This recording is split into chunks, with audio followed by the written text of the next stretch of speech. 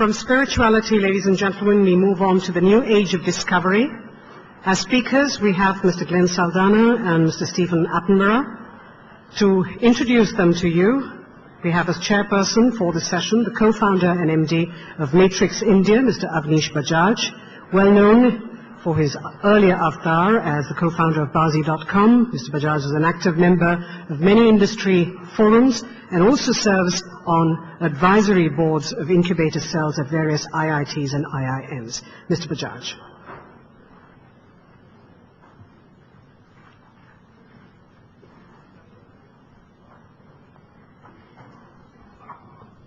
Thank you, Mohini. Good evening, ladies and gentlemen. It's my honor to be in the presence of so many distinguished guests, and I thank Mr. Puri and the India Today group for this opportunity.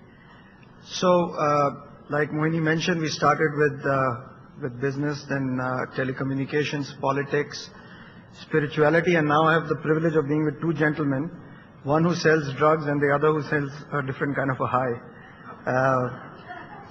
When I was given this topic of new age of discovery, it got me thinking.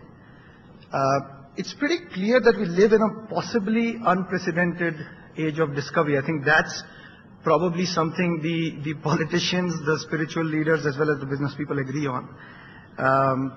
But I don't think we get the time to actually reflect on that, to actually reflect what Sadhguruji said earlier, that there's been more progress made in the last century than in the last 10,000 years. And I don't know whether it's factually correct or not, but given that he's a spiritual guru, I trust him. So I do think that that's probably the case. So what I did was I just, last night I was thinking, what are the great discoveries over the last century that at least I'm aware of? And please don't hold me to these being the greatest, but some that came to mind on a positive note from the field of medicine, penicillin. It has actually helped save millions of lives. It happened in the 1940s or 50s. The power of the atom, unfortunately used incorrectly, killed millions as well. But that was one of the great discoveries. We've had, again, a mention earlier of Einstein's theory of relativity. We've had the discovery of the genetic code and the DNA.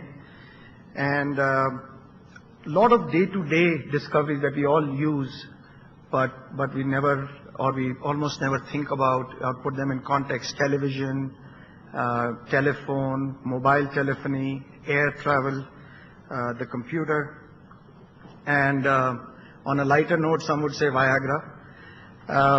So the reality is the pace of these discoveries has been awesome. But the even more mind-boggling reality is that this pace is accelerating. And what we have seen in our lifetime so far may be a very small part of what we may see in the rest of our lifetimes. I was reading an article by an American scientist in the field of artificial intelligence, and his studied and knowledgeable prediction is that by the year 2029, we will have the ability to do, in layman's words, brain implants such that you can lift the average IQ of every person. So we would be surrounded by a world of smart people, and thought leadership conferences like this would probably take on a different connotation. But that's something to think about. And so I think these are amazing times we live in, and I think at times like this, when we get the opportunity to sit together and sometimes discuss them, it probably behooves us to just cherish it. In my line of work, I'm a venture capitalist, and it's my endeavor to try to find new discoveries that have good business models built around them, and which can become a good source of funding.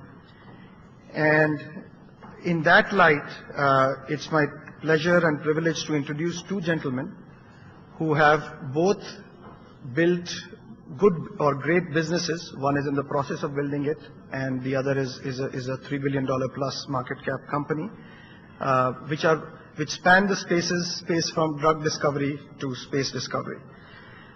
Before I say a couple of words about them, what I would also love to hear from them in the context of the overall topic of leadership is how leadership itself in this new age of discovery with the kind of companies they are, would love to hear something about how that is different from leadership in any other normal business context. To start with, Mr. Stephen Attenborough. He is the commercial director of Virgin Galactic. As you're probably aware, Virgin Galactic is on track to become the first commercial space liner that would offer you the ability to go into space for $200,000, 80 lakh rupees. And I was just asking him how long does that trip last, and he said a few minutes. So again, a lot of similarities between the businesses. If Mr. Attenborough had his way, in the morning we heard that Mr. Clinton would have been here through technology beamed down. I think he would be able to fly him down in half an hour instead. Mr. Glenn Saldanha is the managing director and CEO of Glenmark Pharmaceuticals, which is among the few Indian pharmaceutical firms that is actually focused on value-added innovation in the country. Our pharmaceutical industry has often been sometimes criticized or characterized to be that of generics and knockoffs. And it's their endeavor to actually, and they have succeeded, and he's going to talk about some of that, in innovating from within India and licensing those products to worldwide. The structure of this will be similar to some of the panels earlier. We'll have Mr. Stephen Attenborough start. He's going to present for about 20-25 minutes, and then Mr. Saldanha, and then we'll have time for Q&A. With that, I welcome both the panelists and Mr. Stephen Attenborough to start. Thank you.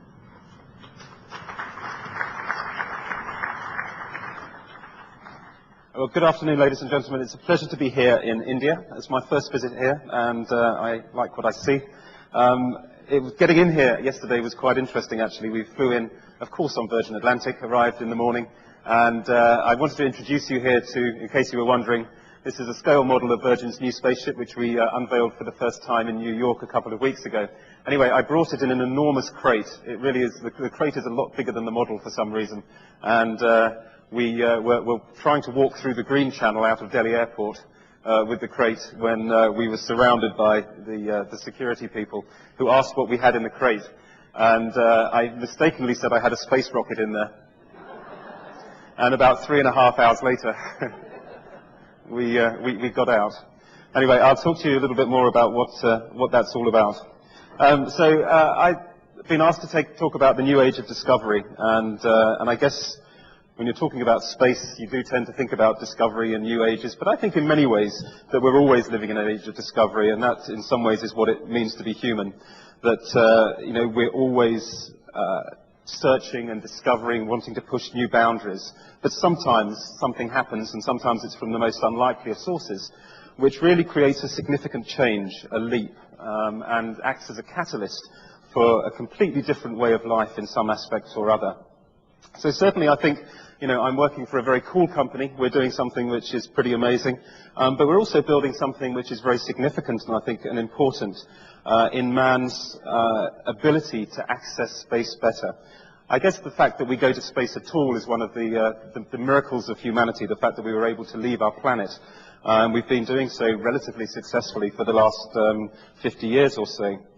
And indeed, the sort of picture these sort of pictures are now very familiar to us, and of course before we went to space, just half a century or so ago, nobody actually knew what it would look like to look back on the Earth. There's a picture, which I don't have here, but one you're probably familiar with, which is the Blue Marble, the first time that a picture was taken of the whole globe by one of the Apollo moon missions, and that has become the most reproduced image in history. And it's quite odd, I think, always that just about everybody knows what it looks like from space, but just about nobody has seen that with their own eyes. since Yuri Gagarin went to space for the first time in 1961. Only about 460 or 70 very lucky, fortunate individuals have followed in his tracks. And that's really what we're going to change.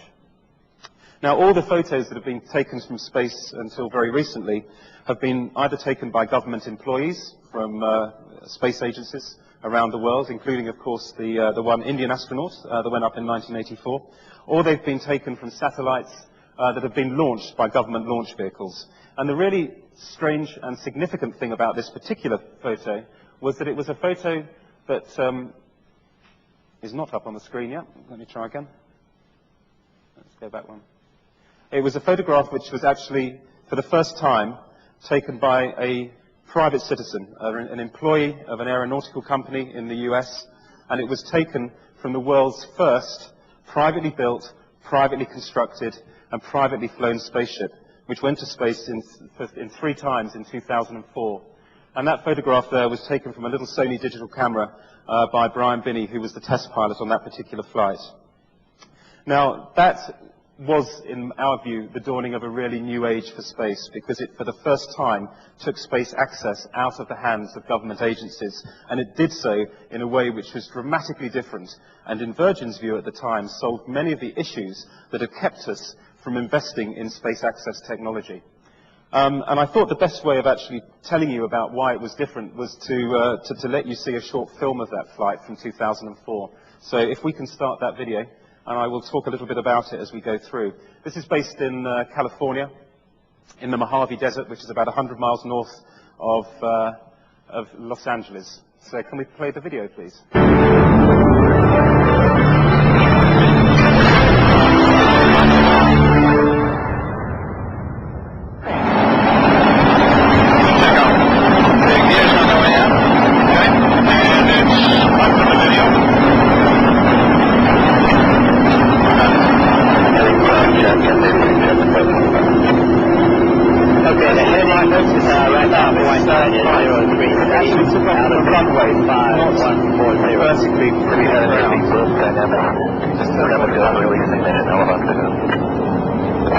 So this is an air-launched spaceship, not a ground-launched spaceship. So it's released from a special aircraft and then fires. Within 10 seconds it reaches the speed of sound and kept accelerating almost in a vertical climb to almost 4 times the speed of sound, Mach 3.8. This was the prototype vehicle that had Brian Binney as the one test pilot on board, and it was the 3rd flight of Spaceship One, which happened in October 2004. There's Brian Binney, the pilot. Virgin obviously sponsored this flight, and you can see already that the spacecraft is outside the Earth's atmosphere and in the blackness of space.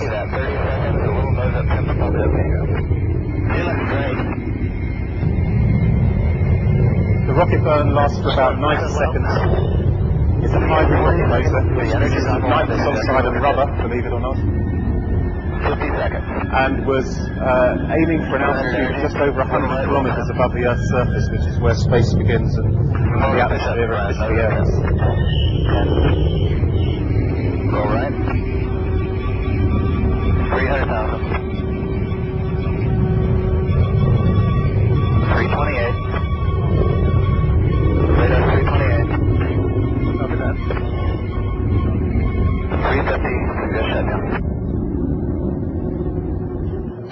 Roger, shut down. So after 90 seconds or so, the motor is shut down, and the pilot became instantly weightless. So he's strapped to his seat, but he's in zero gravity. You're good east-west spot. And as you can see, the views are pretty spectacular. From that altitude, you can see for about 1,000 miles in any direction. 84 seconds. You can see the atmosphere protecting the Earth, Clean, the feather is green. coastlines and oceans and so forth. Now, what happens here looks very strange, but it's also essential to the safety of this design.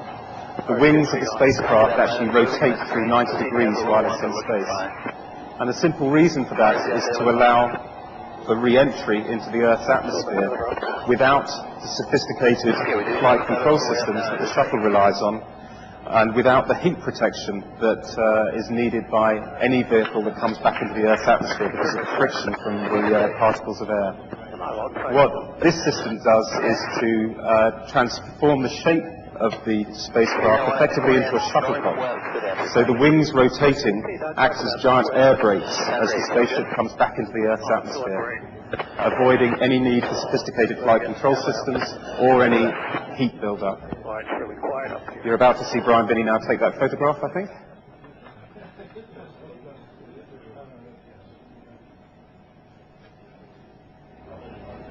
Okay, flight is position is coming downhill through 350, and current position is 5 southwest, correction, 5 south of the bullseye. It looks like the entry point is between main base and north base. West, please, for the entry. Copy that, Doug.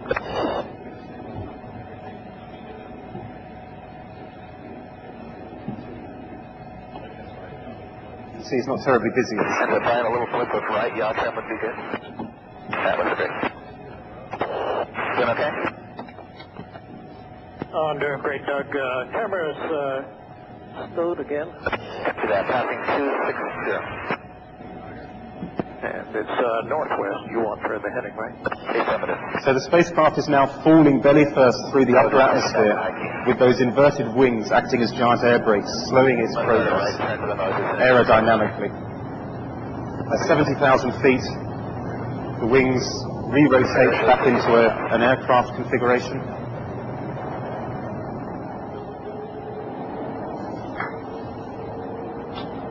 Shoulder pedal on.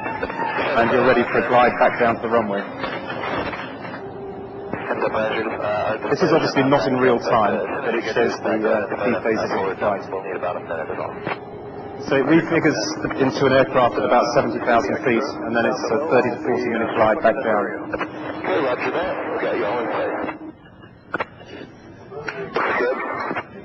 Those sound looks good. Got 3 green? 3 green. You got runway mix is good. Looking good. Right down the middle.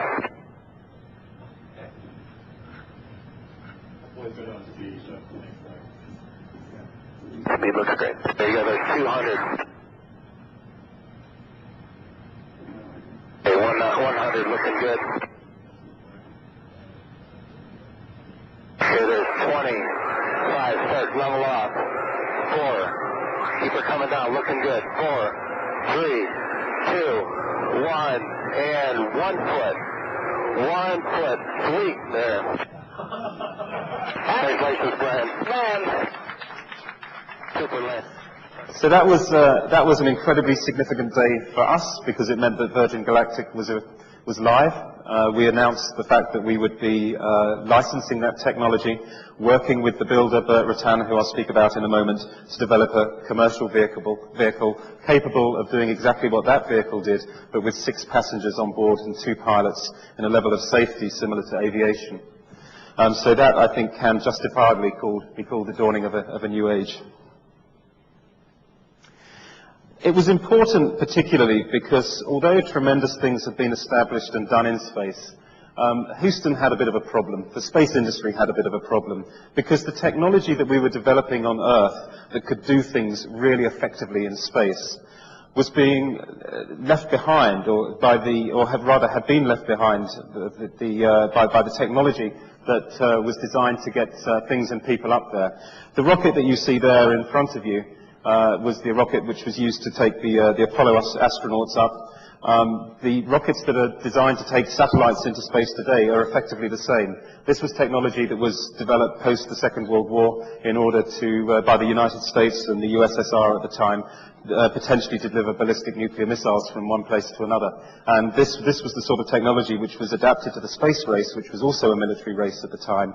And they didn't think about cost. They didn't think about the safety of the people particularly. They didn't think about environmental impact, that's for sure. And of course, you know, the great thing about that enormous structure is that it flies once and then the whole thing is thrown away. So it's not a vehicle which was remotely useful in terms of a commercial operation taking ordinary people to space.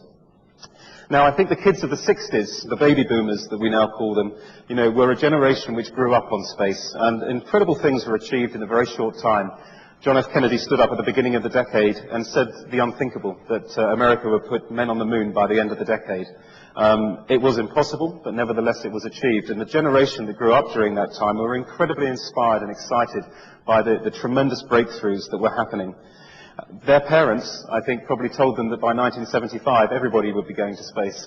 And this is a disappointed generation, because it was a generation that expected to follow in the footsteps of those first astronauts, but never got the chance. And interestingly, it took 3 kids from the 60s really to change that. The first was a guy called Peter Diamandis, who's an American, who had a big idea. And his idea actually was inspired by history. He was reading the story of Charles Lindbergh, who was the American who first flew single-handedly across the Atlantic. Interestingly, Charles Lindbergh was actually the 102nd person to fly across the Atlantic, I found out recently, but the first person to do it alone. And for some reason, that flight really inspired and ignited the flame of excitement which led to the commercial air industry that we know today. But nevertheless, Charles Lindbergh actually took his trip because he was inspired by a prize that was put up for that very purpose. So Peter Diamandis here decided, well, if it worked for Charles Lindbergh, if it worked for early aviation, perhaps it can work for space as well. So he put up a $10 million prize called the Ansari X Prize, and it was payable to anybody, any private company or individual that was able to build and design a spaceship privately, no government funding, and fly a man into space, suborbital space, in that vehicle twice in the period of a fortnight. So it needed to be a reusable vehicle, and it needed to be manned. Now, the man that eventually did that, one of many teams that competed, is a guy called Burt Rutan, and you may have seen him sitting in the control room at Scale Composites, his company, during that Spaceship One flight that we watched. Burt is probably one, if not the greatest aviation designer of his generation. He is, I think, a genius, and he has been responsible for probably the most innovative aircraft that have come out, certainly of the United States, in the last 20 to 30 years. Burt was a kid of the 60s. He wanted to go to space. Nobody had allowed him to do it. And he reckoned, using his aviation experience, he could do the job himself. He came up with some real key innovations. And very quickly, let me just go through those. The first is that Burt is an expert in carbon composites. Spacecraft of the past have all been made of metal. Metal is very heavy. It heats up. It can obviously be strong. But there are new materials which can do that job in terms of the resilience, the heat resistance, the strength, much better now, and carbon composites are that material. And so Burt decided to make his spacecraft out of carbon composite. The second thing that he did was to make it an air launch system, not a ground launch system. And this is the first massive increase in safety levels that he's responsible for and that we loved as a potential commercial operator. Launching from the air means that you need far less fuel, far less energy. Launching from the air also means that if anything goes wrong in the first few seconds, you can shut down the rocket motor and glide back down to Earth. If you're launching from the ground, if anything goes wrong in the first few seconds, the game is generally over. So that was a huge improvement in safety levels and also environmental impact levels. The last thing that Burt did very cleverly was what I was explaining as we watched the video, was that he devised a way of coming back into the Earth's atmosphere without all the problems that have been experienced in the past in that part of the space flight. It is one of the most dangerous parts because of the heat build-up. The Apollo missions and so forth, and the Russian missions now to the space station come back in a capsule generally, which just is bulletproof, gets through the atmosphere one time, splashes down in the sea, but can never be used again. The space shuttle tried to do it by flying through the atmosphere, but it's had constant problems with the fact that you need to have an absolutely spot-on flight trajectory as you come back through. And you also need heat shields, and if those heat shields fail and the trajectory goes off, then again the game is over, as tragically happened with Columbia a few years ago. So Burt's invention, which was just inspired, he woke up one night apparently with the idea of the shuttlecock and put it into practice, changing the shape of the spacecraft while it's in space, allowing those wings to act as air brakes as it comes through the upper atmosphere. The pilots do nothing during that period. The spaceship will always come down in the right attitude, even if it enters the atmosphere upside down. It will turn to the right angle automatically, and it will slow automatically, aerodynamically. So those 3 or 4 features were things that we as Virgin believed were absolutely fundamental to changing the safety levels and the commercial viability levels that we knew were going to be essential if we were going to make a business out of that. Burt Rutan's greatest concern when he was making this was not that he wouldn't make it. He's a very confident guy, and he was pretty sure that he could do the job. His big problem was that he believed that this could just be a false dawn, that he would achieve what he was going to achieve. Everybody would, congratulate him for that. The spaceship would be taken to the Smithsonian Museum in Washington, D.C., where it now hangs, and that would be it. And so what he needed was the third kid from the 1960s, the entrepreneur who could recognize the potential of this development and do something with it. Now, I don't think there are many people who were probably better qualified to do something with it than Richard Branson, certainly in his attitude to adventure, his attitude to risk, but also in his attitude to entrepreneurialism. And Richard took this on gladly. He had actually announced in 1999 that Virgin Galactic had been formed and that we would fly people to space within a decade, so by 2009. In 1999, he had no idea how he was going to do it, but he was determined to do it if he could. That's very typical of the way that he operates. We tend to announce early, we tend to tell the story warts and all, keep the public with us during the development period, and that's certainly been the case with Virgin Galactic. The other reason that Richard embraced this and Virgin embraced this is because it's a style of leadership and a business ethos that we have adapted within the Virgin Group over the last few years. We became very aware, I think, at the beginning of this century, that as a group that was very heavily weighted towards transportation, the question of energy was going to be key to our survival as a group. We developed an ethos which is really a response, I suppose, to the problem of peak oil, which I think we're now beginning to see, and also the very big problem of human-induced climate change. And we see these two issues as being not an issue of marketing, but an issue of commercial survival. And we established a policy which was designed to counter these issues and also to give ourselves a big commercial opportunity. And we call that Gaia capitalism. And let me just give you a couple of examples of how it works. So firstly, let's look at some projects. So we have the Virgin Space project that we've talked about. We have a train company in the UK, Virgin Trains, that runs along the west coast using Pendolino trains. These trains are the most fuel-efficient trains originally in the world, now in Europe. They were developed at considerable cost, but we did that because we believed that they had unique capabilities which were going to allow them to thrive in an environment of $100 oil and more. So this train tilts, as you can see by the picture. It's also made out of a lot of aluminium, so it's a lot lighter than normal trains. It also has regenerative braking, so every time they put the brakes on, the electricity that's created goes straight back into the grid, which gives it a 30% power advantage over normal electric trains. The Clinton Initiative, you heard from Bill Clinton last night. A couple of years ago, Richard Branson announced at the Clinton Initiative that Virgin would be ploughing all the proceeds from the profits of its transportation companies back into the research and development of alternative energy.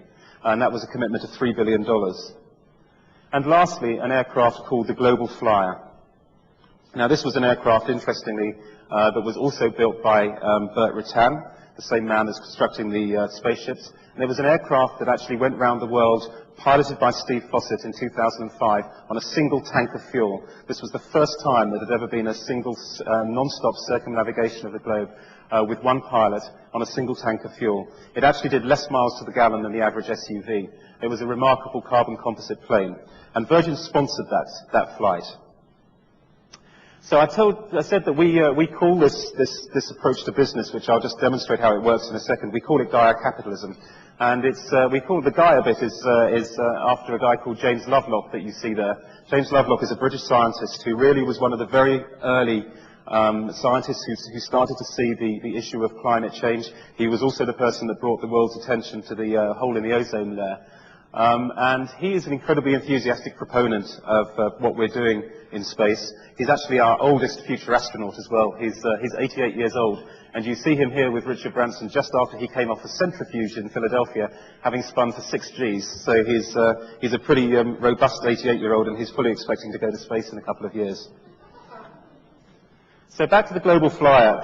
I want to just explain how this business ethos that I've talked about works and what it's all about. We are looking to involve ourselves in high-profile brand exercises but high-profile exercises which will communicate to the business community that there can be better ways of doing things, to inspire the business community to look at better ways of doing things in established industries. And what we were saying with the Global Flyer to Airbus and to Boeing as an airline operator was, look, you know, we don't expect your airliners to look like this, but this was an aircraft that went round the world on a single tank of fuel. And the reason it did it was because of great aerodynamic design and the use of carbon fiber material. And you, Boeing, and you, Airbus, should be looking at this technology as the energy crisis that we're now facing grows. And Boeing and Airbus did look at it. And suffice to say that Boeing are now building the 787 Dreamliner, which is going to be 50% carbon composite, making it 30% more fuel efficient than any aircraft in its class. This is an aircraft that we have ordered, and that's good for our business because it means that we've got a very fuel-efficient aircraft. It's good for Boeing's business because they're selling aircraft, and the inspiration behind that, as we say, was a high-profile brand project which proved that things can be done better. The Clinton initiative I mentioned earlier feeds into this process because in the meantime we have been working at developing alternative fuels, biofuels particularly, and we want to show that these sort of aircraft in the future don't have to be run by fossil-fueled aviation, jet aviation fuel. And so for the first time just a few weeks ago we flew a 747 from London to Amsterdam with one engine running on biofuels. Now this was not saying that we have found the perfect biofuel or even that the answer is around the corner or even that biofuels is the complete answer to everything because clearly it's not. But it's pushing the pace of change and this is the ethos that we have adopted right throughout the business. And the space company is no exception to that. So what we're doing with the space company is to say, look, we're going to go out there, quite a high-risk project, very high-profile project, and we're going to prove that actually space access can be done better. And in order to do that, we needed to find the right technology, which we found through Burt Rutan, and we also needed to find a market. And the first market that we decided to look at was the private space tourist market. And we launched a website way back in 2004 when we launched the company, at which time we had no idea whether anybody wanted to come to space with us really, but we fortunately found out that they did, and we have had an overwhelming interest in this from right across the world. We've had about 90,000 people now who've registered on our website to say, one day I would love to go to space with you. And 250 of those people have paid up front, most of them did $200,000 up front in order to secure one of the first seats. These people come from 27 different countries around the world. 80% are men, predictably, but 20% are women, which is great. A lot of them are baby boomers, but we have very young guys as well. We have from 22 to 88 as the age range. So we have people like Philippe Stark, the designer. We have Victoria Principal, the actress. We have Stephen Hawking, of course, who is desperate to come to space with us, James Lovelock, and many others. But they all share one thing, which is that they want to be pioneers in this business. They want to make what we're doing possible by putting their money down, by getting the experience, and enabling us to really transform the face of space access for the future. So what about our vehicles? Well, you've seen the model. I thought I'd show you some quick photographs from the factory. These were taken a few months ago now. And this is the hangar where the White Knight, we call the carrier aircraft, is being built. So this aircraft has two fuselages. You can see how it's set out in the model there. It will be, when it's rolled out, and that's about 7 or 8 weeks away now, it will be the largest carbon composite aircraft ever built. It has a wingspan around the size of a 757, so about 140 feet. It is a tremendously powerful aircraft and has a unique lifting capacity. There's nothing being built like this ever that can take the sort of loads to altitude that this aircraft will be able to take. So it has, I think, fantastic potential for all sorts of uses in the future. But its first use will be to take this vehicle, which again, this is the factory at Mojave a few months ago, Spaceship 2. And I actually have another model of that here, so let's show you that quickly. Again, an all-carbon composite vehicle.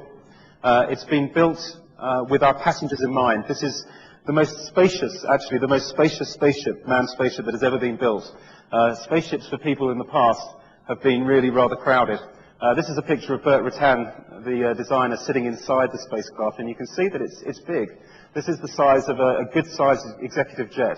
And when we ask our customers, you know, what they want from their trip to space, they want to go to space first and foremost. They want to have the experience that the astronauts have had and they've read about, which is life-changing. But when they're up there, they want to do two things. First is to experience zero gravity. And you can't experience zero gravity if you're strapped to your seat. The second thing they want to do is to look back at Earth. And if you've read the accounts of any astronauts in the past, this is the real deal. You know, there have been some very hard men and women that have gone up there, but when they see the view of the Earth, the atmosphere protecting the Earth, it flicks an internal switch in their minds, and they suddenly get it. You know, there's a real change in perception of the nature of the planet that we live on, and in some ways the nature of humanity as well. So we needed, in a very practical way, to put lots of windows in. It would have been a big mistake not to have windows. So we've got lots of windows, and every seat is a window seat.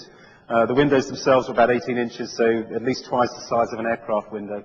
And it's going to be a great environment. So the reason we don't have a floor or a cargo bay, of course, is there is no cargo other than the people, and we need them to have the maximum space to enjoy zero gravity. And they get about 5 minutes of floating around in there and looking back at the view. And it's, by all counts, going to be a pretty amazing experience. So this is the new vehicle. We unveiled it in January in New York. And the aircraft that I've been talking about will be rolled out in a few weeks' time, and we'll start test flying. As soon as we've got to a stage in the test flights of the aircraft, we'll be rolling the spaceship out, and then we'll start that test flight program. One thing I should say about this project is that we're not in a race to space. Fortunately, we don't seem to have any competition, so it makes it quite easy not to be in a race. But the main reason that we're not in a race is because safety has to be the North Star. You know, we cannot afford to get it wrong, and because the brand's on it, but also because if we do get it wrong, then it's the end of a fantastic opportunity to really create a step change in what we can do in space in the future. So the test flight program will last as long as it takes, but we hope within 12 to 18 months of the start of test flights, we'll be putting our first passengers in space. Not surprisingly, the first commercial flight will be Richard and his 2 kids, and apparently his mum and dad as well. And then from then on, we'll start taking our first passengers. We'll be flying a flight a week to begin with, but these spacecraft actually have the potential to fly twice a day. That was the specification that we gave to Burt Rutan. So I think once the operation is bedded down, once the price comes down, which we'll get it down as soon as possible, you can see these things flying very regularly from all parts of the world.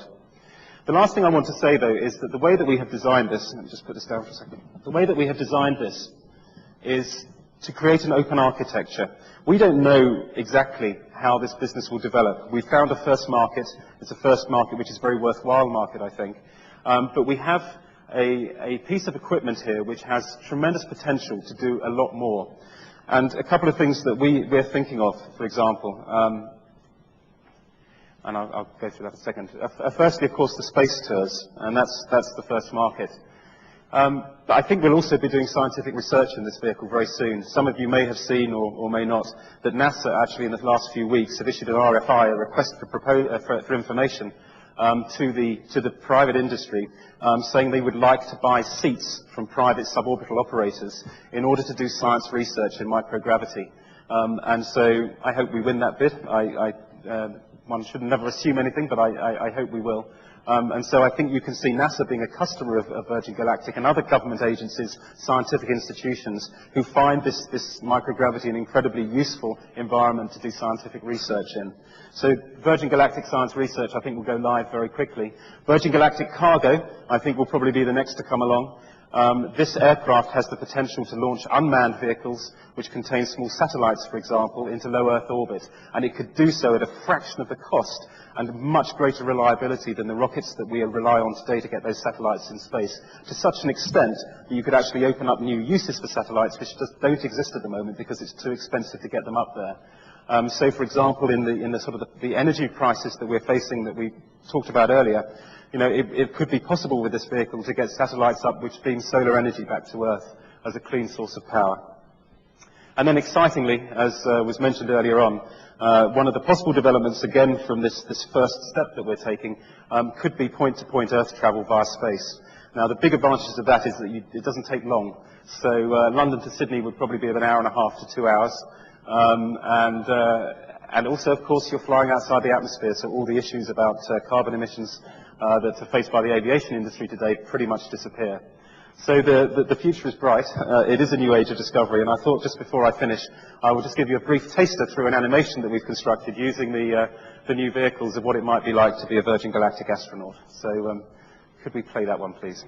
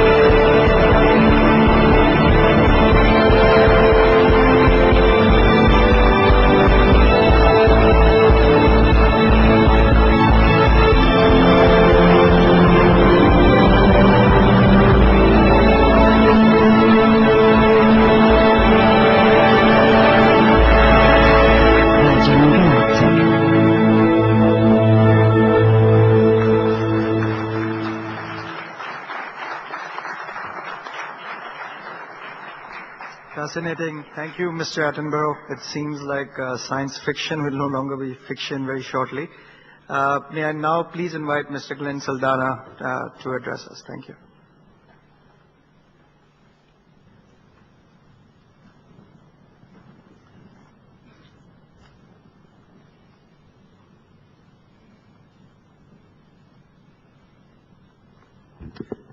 Good evening, everyone. I think it's hugely challenging speaking after someone who's just talked about, space, the final frontier. My topic for this evening is what I've done is in a presentation, I've tried to summarize some of the global trends that are emerging in the pharmaceutical industry or in the drug industry, more on a global basis, and then I've tried to zero it down to where India stands in the whole global environment of drug discovery and new technology. If you look at the entire drug discovery process over the last century, bulk of the focus in terms of the entire discovery, in terms of innovation, has focused on small molecules and new chemical entities. Basically, new chemical entities are substances which are synthetic. Basically, chemistry is the basic backbone for making these substances. Today, globally, there's a huge dramatic shift taking place into something a lot more novel, which is biologics and biologicals, and a lot of drug companies are changing their business models to try and capitalize on biologics. Clearly, we believe that biologics presents a very significant opportunity in the next 15-20 years, and then following that, we think therapy will move towards regenerative medicine or stem cell research and personalized medicine. These are the two areas which hold a lot of promise and clearly would begin to emerge to take over some of the new medication and new treatments.